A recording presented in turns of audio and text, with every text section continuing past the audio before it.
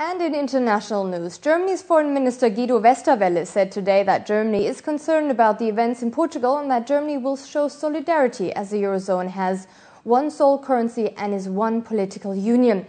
He added that it is clear that every single country has to do its homework and that he does not see solidarity as a one-way street. This comes off the back of the resignation of Portuguese Prime Minister José Sócrates after Parliament rejected his government's latest austerity measures that he believed would avoid a bailout. President Aníbal Cavaco da Silva said he will hold meetings with all political parties on Friday, and the government will retain full power until then.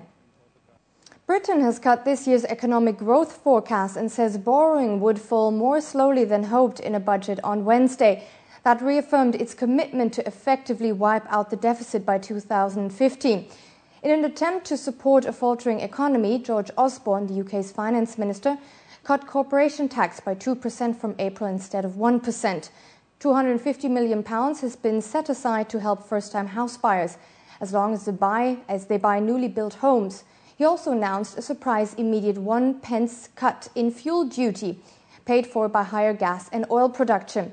The coalition is attempting to eliminate the UK's deficit of 10% of national output by 2015, and it hopes to reduce public spending by £81 billion over the next 4 years. But growth must continue, and some business leaders fear the economy could easily tip back into recession.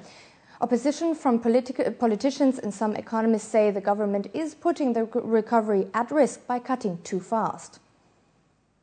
The annual forecast for 2011 has been revised to 1.7%. This, the OBR, attributes specifically to the weaker-than-expected final quarter of last year, the rise in world commodity prices, and the higher-than-expected inflation in the UK. The Shipping Corporation of India is in the process of acquiring 8 large vessels to augment its capacity. The state-owned firm will also buy second-hand vessels on offer at a low cost in the aftermath of the global economic downturn.